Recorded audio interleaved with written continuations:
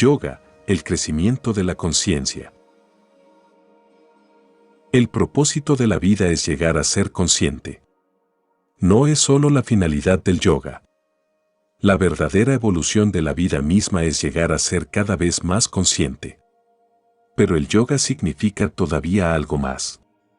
La evolución de la vida es ser cada vez más consciente, pero la conciencia está siempre orientada hacia lo ajeno, eres consciente de algo, de algún objeto. Yoga significa estar evolucionado en la dimensión donde no hay objeto y en donde solo permanece la conciencia. El yoga es el método para evolucionar hacia la conciencia pura, no ser consciente de algo, sino ser la conciencia misma. Cuando eres consciente de algo, no eres consciente de ser consciente. Tu conciencia se ha enfocado sobre algo, tu atención no está en la fuente de la conciencia misma. El esfuerzo en el yoga es llegar a ser consciente de ambos, del objeto y del origen. La conciencia tiene dos puntas de lanza. Has de ser consciente del objeto y simultáneamente del sujeto. La conciencia debe ser un puente con dos vertientes, no ha de perderse el sujeto, no ha de ser olvidado cuando estás focalizado en el objeto. Este es el primer paso del yoga.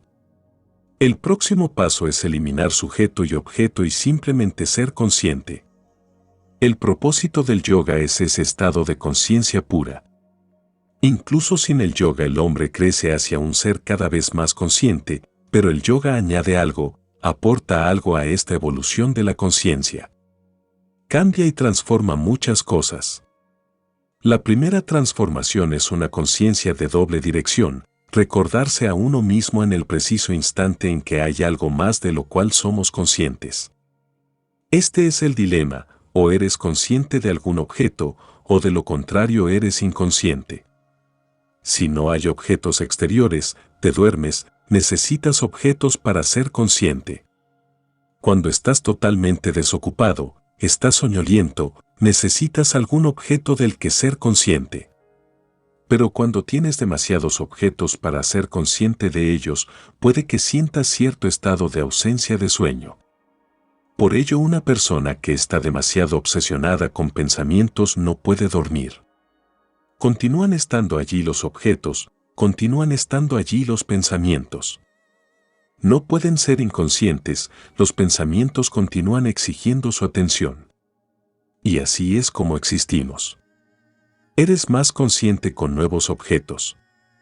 Por eso existe un desmedido deseo hacia lo nuevo, un ansia por lo nuevo.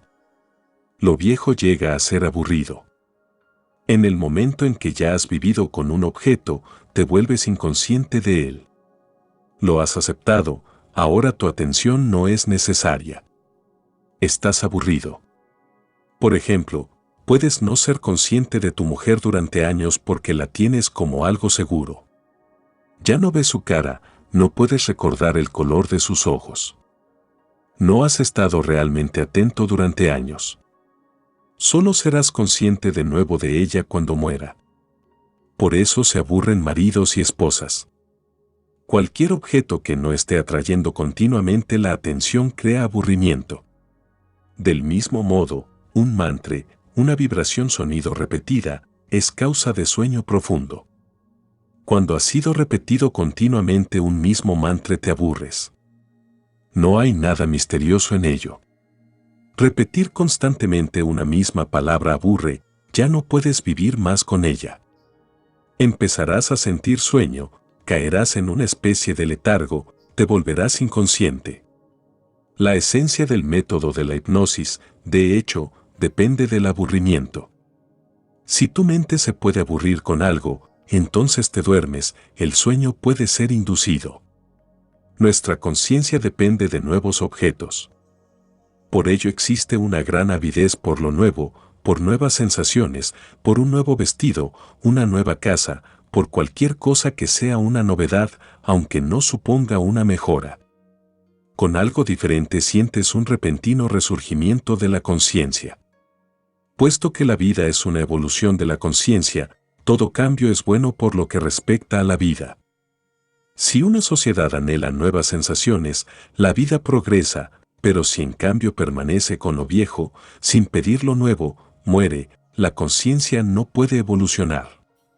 Por ejemplo, en Oriente intentamos contentarnos con las cosas tal como están. Eso crea aburrimiento porque nunca hay nada nuevo. Lucero, durante siglos, todo permanece inalterado. Estás lisa y llanamente aburrido. Naturalmente, puedes dormir mejor. Occidente no puede dormir, ha de haber insomnio cuando estás pidiendo lo nuevo constantemente, pero no hay evolución. Y estas parecen ser las únicas opciones, o bien toda la sociedad se volverá soñolienta y muerta, como ha sucedido en Oriente, o por el contrario, la sociedad padecerá insomnio, como viene ocurriendo en Occidente. Ninguna de las dos es buena. Necesitas una mente que pueda estar despierta incluso cuando no hay objetos. En realidad necesitas una conciencia que no esté atada a lo nuevo, que esté desligada de los objetos. Si no está ligada al objeto, permanecerá aliada a lo nuevo. Necesitas una conciencia que no esté atada en absoluto al objeto, que esté más allá del objeto. Entonces tendrás libertad, podrás dormir y estar despierto a tu antojo. No necesitarás ningún objeto para ayudarte. Serás libre, estarás verdaderamente liberado del mundo objetivo. En el momento en que estás más allá del objeto vas más allá del sujeto también, porque ambos existen conjuntamente. En verdad, subjetividad y objetividad son los dos polos de una misma cosa. Cuando hay objeto, tú devienes sujeto, pero si puedes ser consciente sin el objeto, no hay sujeto, no hay yo.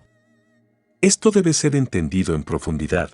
Cuando se pierde el objeto y puedes ser consciente sin objetos, simplemente consciente.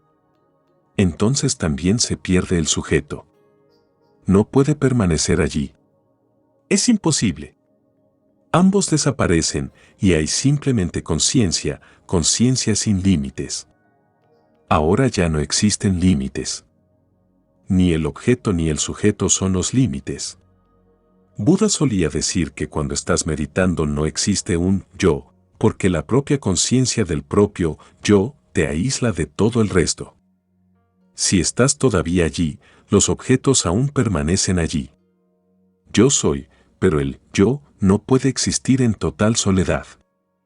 El yo existe en relación con el mundo exterior, el yo es una relación. Entonces el yo soy, es solamente algo dentro de ti que existe en relación con algo exterior. Pero si el exterior no está allí, el interior se disuelve. Entonces hay una pura, espontánea, conciencia. Para eso existe el yoga, eso es lo que yoga significa. Yoga es la ciencia de liberarse uno mismo de los límites del sujeto y del objeto, y a menos que hayas roto estos límites caerás en el desequilibrio de Oriente o en el desequilibrio de Occidente. Si quieres comodidad, paz mental, silencio, sueño, entonces lo más apropiado es permanecer continuamente con los mismos objetos. Durante siglos y siglos no habrá cambio visible.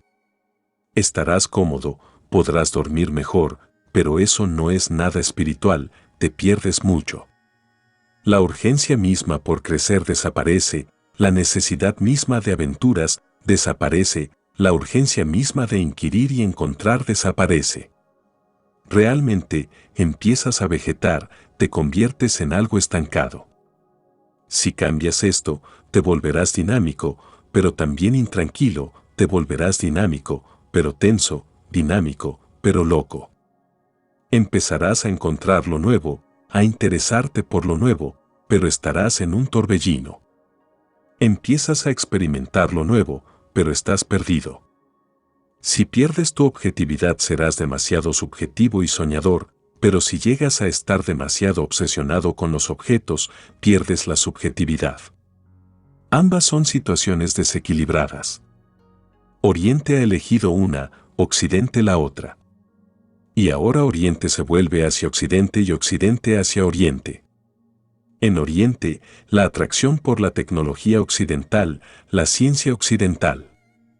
El racionalismo occidental Einstein, Aristóteles y Russell se ha apoderado de la mente oriental, mientras que en Occidente está sucediendo lo contrario, Buda, Zen y el yoga tienen ahora mayor importancia. Este es el milagro. Oriente se vuelve comunista, marxista, materialista y Occidente empieza a pensar en términos de conciencia expansiva, de meditación, de espiritualidad, de éxtasis. La rueda puede girar y podemos intercambiar nuestras cargas. Durante unos momentos habrá luz, pero luego todo el sinsentido empezará de nuevo. Oriente ha fracasado de una forma y Occidente de otra, ya que ambos han tratado de negar una parte de la mente. Has de trascender ambas partes y no interesarte en una mientras niegas la otra. La mente es una totalidad. Puedes, o bien trascenderla totalmente, o bien no trascenderla. Si continúas negando una parte, la parte negada se vengará. Y realmente la parte negada por Oriente se está vengando en Oriente y la parte negada por Occidente se está vengando en Occidente. Nunca puedes ir más allá de lo negado. Está ahí acumulando más y más fuerza. El mismo momento en que la parte que has aceptado sea victoriosa es el momento del fracaso. Nada fracasa tanto como el éxito. Con cualquier éxito parcial, con el éxito de una parte de ti, te estás condenando a sumirte en un fracaso mayor. Lo que has ganado se vuelve inconsciente y lo que has perdido emerge a la luz. La ausencia se siente con mayor fuerza que la presencia. Si pierdes un diente, tu lengua percibe su ausencia y va allí a donde estaba el diente. Nunca antes se dirigió allí, nunca, pero no puedes impedírselo. Se mueve inconteniblemente hacia el lugar vacío para sentir el diente que ya no está allí. De igual manera, cuando una parte de la mente obtiene el éxito, te vuelves consciente del fracaso de la otra parte, la parte que podría haber sido y no es. Ahora Oriente ha llegado a tener conciencia de la estupidez de no ser científicos.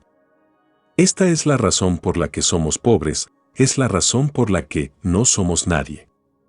Esta ausencia se constata ahora y Oriente ha empezado a volverse hacia Occidente, mientras que Occidente está sintiendo su propia estupidez, su falta de integración. El yoga equivale a una ciencia total del hombre. No es simplemente una religión. Es la ciencia total del hombre, la trascendencia de todas las partes.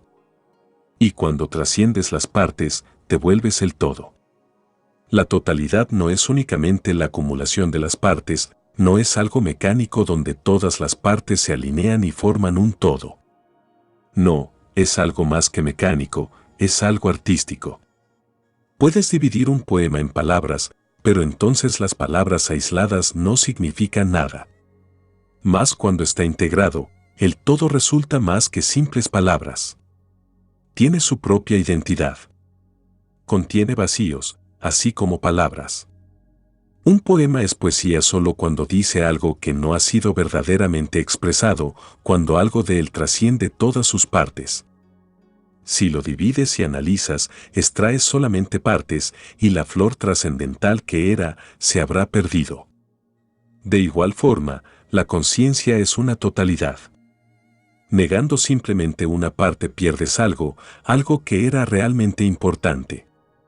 Y no ganas nada, ganas solo un extremo. Todo extremo llega a convertirse en una enfermedad, todo extremo lleva a convertirse en un mal interior. Entonces te vas sumiendo más y más en la confusión, entonces hay una anarquía interior. El yoga es la ciencia de trascender la anarquía, la ciencia de hacer que tu conciencia sea un todo, y eres un todo solo cuando trasciendes las partes. En consecuencia, el yoga ni es religión, ni es ciencia. El yoga es ambas cosas a la vez, trasciende a las dos. Puedes decir que es una religión científica o una ciencia religiosa. Por eso el yoga puede ser usado por cualquiera, pertenezca a la religión que pertenezca, puede ser usado por cualquiera con independencia de su mentalidad.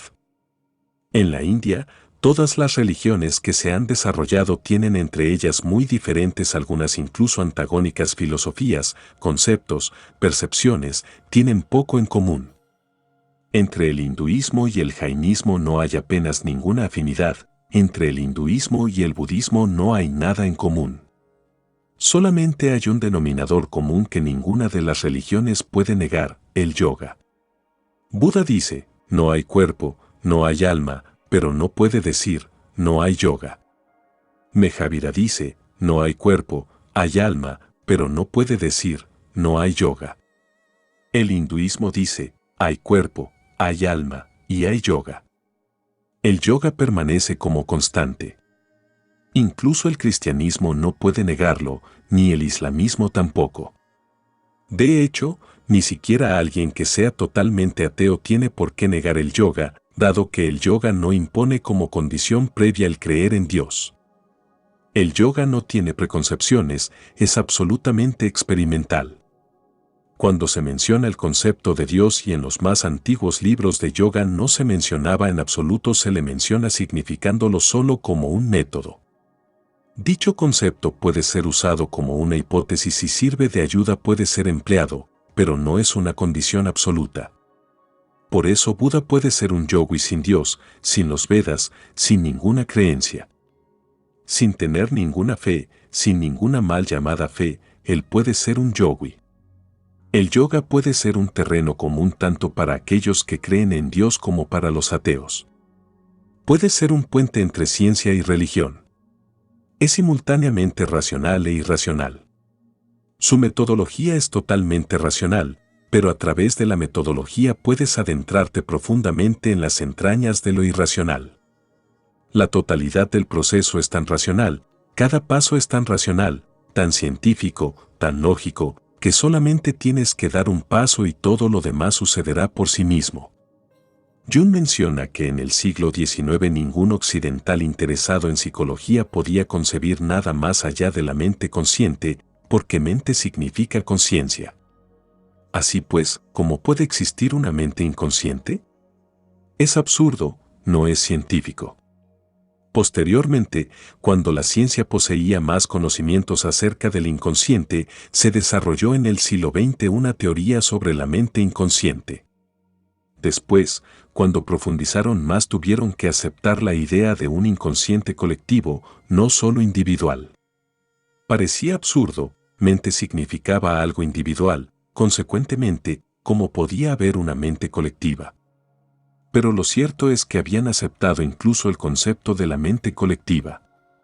Estas son las tres primeras divisiones de la psicología budista, del yoga budista: mente consciente, mente inconsciente e inconsciente colectivo. Luego Buda continúa fraccionándolas en 160 divisiones más. Jung dice, antes negábamos estas tres mentes. Ahora las aceptamos. Puede suceder que existan otras más. Tenemos que avanzar paso a paso, tenemos que adentrarnos cada vez más lejos. La aproximación de Jung es muy racional. Es una aproximación profundamente arraigada en Occidente.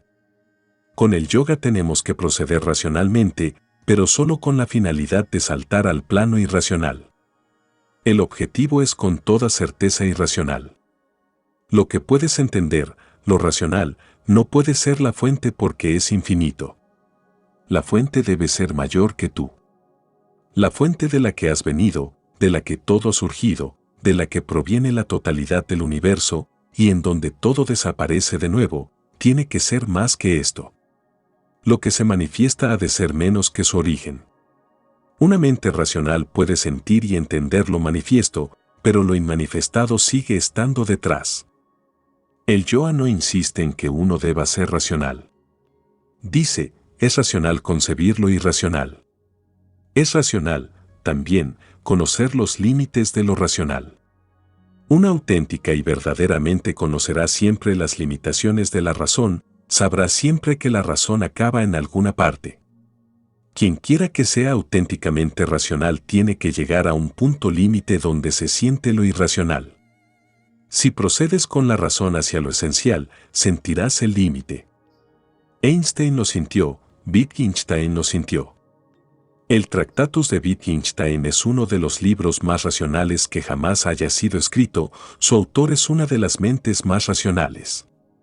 Habla de la existencia de una forma muy lógica, de una manera muy racional. Sus expresiones, palabras, conceptos, lenguaje, todo en él es racional, pero al final dice, hay algunas cosas de las que nada podemos decir, existe un punto más allá del cual nada puede ser dicho y con relación al cual debemos permanecer mudos. Después escribe, aquello que no puede ser dicho no debe ser dicho. Todo el edificio se desploma, todo el edificio. Wittgenstein intentaba ser racional con el fenómeno de la vida y de la existencia, y repentinamente llega a un infranqueable punto y dice, ahora no se puede decir nada más allá de este punto. Esto expresa algo muy significativo. Algo hay allí ahora mismo y nada puede decirse acerca de él. Se trata de un punto que no puede definirse, donde simplemente se derrumban todas las definiciones.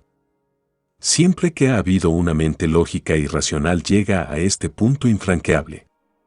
Einstein murió como un místico, y más místico que los supuestos místicos occidentales, porque si se es un místico sin haber jamás intentado seguir el camino de la razón, nunca podrá profundizarse en el misticismo.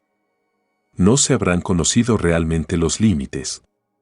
He visto místicos que continuamente hablan de Dios como un concepto lógico, como un argumento. Ha habido místicos cristianos que han intentado comprobar a Dios, la existencia de Dios. ¡Qué tontería! Aún en el caso de que Dios pueda ser comprobado, no demuestras nada y el origen es lo que queda sin demostrar.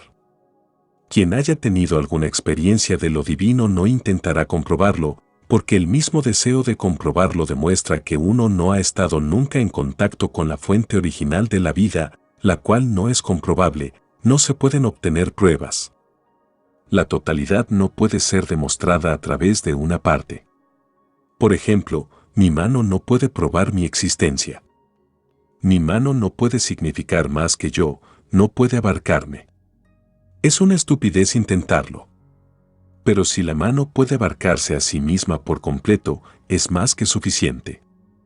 En el momento en que la mano se conozca a sí misma sabrá también que está implantada en algo más, que es en todo momento una con algo más.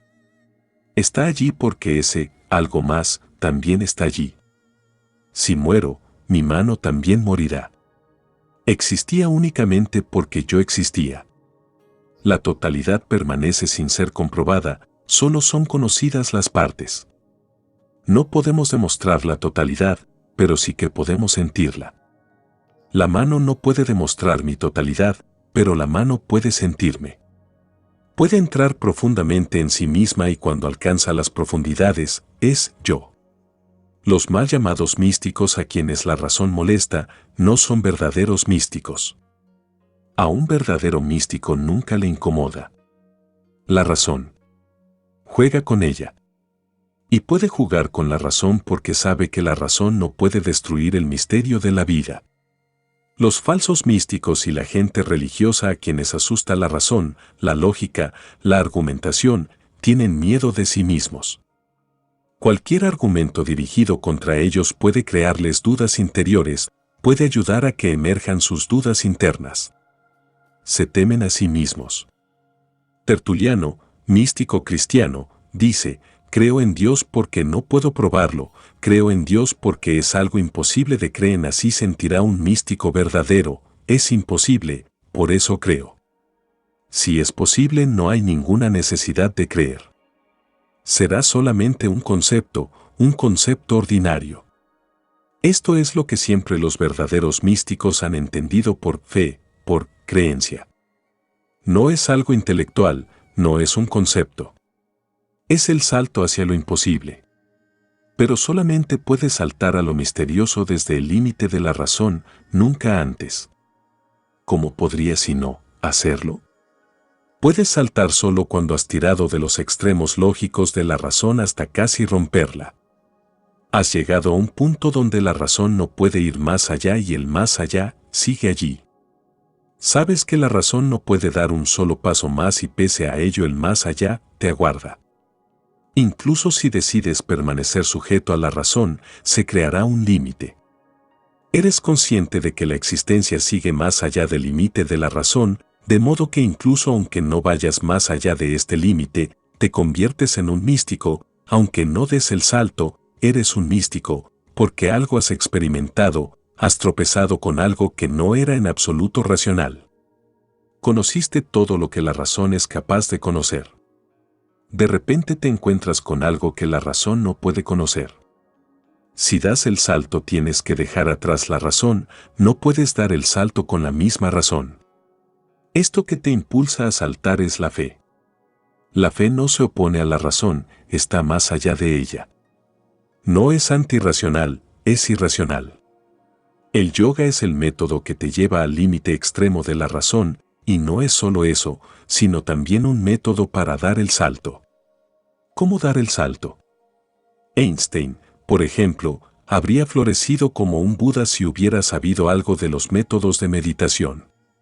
Estuvo al borde mismo, en su vida llegó muchas veces al punto óptimo desde el que era posible dar el salto. Pero perdió su oportunidad 1,000 veces. Se enredó 1,000 veces con la razón. Y al final fracasó a causa de su vida desbordante de razón. Lo mismo le podría haber ocurrido a Buda. También él era dueño de una mente muy racional, pero había algo que para él era posible, existía un método que podía utilizar. No solo la razón posee sus métodos, lo irracional también los tiene. La razón tiene sus propios métodos, lo irracional tiene sus propios métodos. En último término, el yoga se ocupa más de los métodos irracionales. Solamente pueden usarse métodos racionales al principio. Tienen su razón de ser solo para persuadirte, impulsarte, para persuadir a tu razón de que se mueva hacia el límite. Y una vez has llegado al límite, tú darás el último salto. Gurdjieff trabajó con cierto grupo utilizando algunos métodos profundamente irracionales. Estuvo trabajando con un grupo de buscadores y utilizando un método especialmente irracional. Solía llamarlo ejercicio de stop. Por ejemplo, podías estar con él y de repente te decía, stop, entonces todos tenían que detenerse, tal como estuvieran. Si estaban los ojos abiertos, tenían que quedarse abiertos. Si era la boca la que estaba abierta podías estar a punto de decir algo, la boca tenía que permanecer tal como estaba, sin el menor movimiento. Este método se inicia en el cuerpo. Si no hay ningún movimiento en el cuerpo, simultáneamente cesa toda actividad en la mente.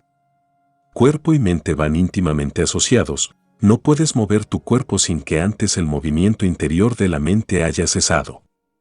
El cuerpo y la mente no son entes distintos, son una misma energía. La energía es más densa en el cuerpo que en la mente, la densidad difiere, la frecuencia de la longitud de onda también difiere, pero sigue siendo la misma onda, el mismo flujo de energía para los dos.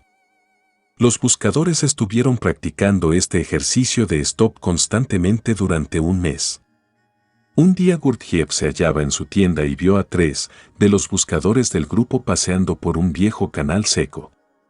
Era un canal por el que no discurría nada de agua. De repente, desde su tienda, Gurdjieff gritó, ¡y stop! Todos los que estaban a la orilla del canal se quedaron quietos como estatuas. También lo hicieron los 3 que estaban dentro del canal.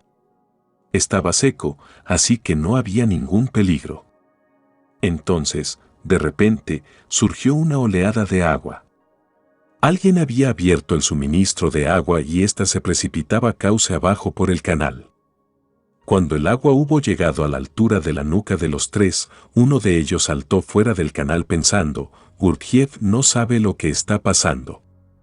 Está en su tienda e ignora que el agua ha entrado en el canal. Tengo que salir.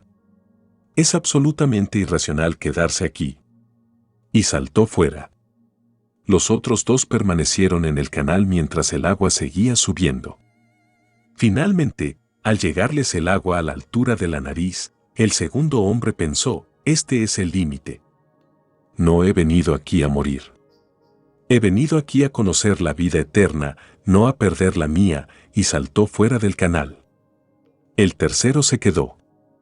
Se enfrentaba igualmente con el mismo problema, pero decidió permanecer porque Gurdjieff había dicho que este era un ejercicio irracional y que si actuaba con la razón se vendría abajo todo cuanto uno se proponía hacer. Pensó, muy bien, acepto la muerte, porque no puedo dejar este ejercicio, y se quedó allí. Ahora el agua cubría casi por entero su cabeza. Gurdjieff salió de su tienda, se arrojó al canal y le sacó fuera. Estuvo al borde de la muerte, pero cuando revivió fue un hombre transformado.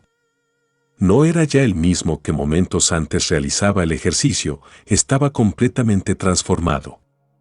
Había conocido algo, había dado el salto. ¿Dónde está el límite?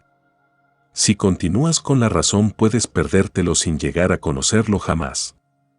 A veces uno ha de dar un repentino paso que le hace trascender. Ese paso se convierte en la transformación, trasciendes todas las divisiones, tanto si la división es entre consciente e inconsciente, entre razón y sin razón, entre ciencia y religión, o entre Oriente y Occidente, se ha de trascender la división. Esto es lo que es el yoga, trascender. Entonces, cuando de nuevo regresas a la razón, vuelves transformado. Podrás razonar si quieres, pero estarás más allá de la razón.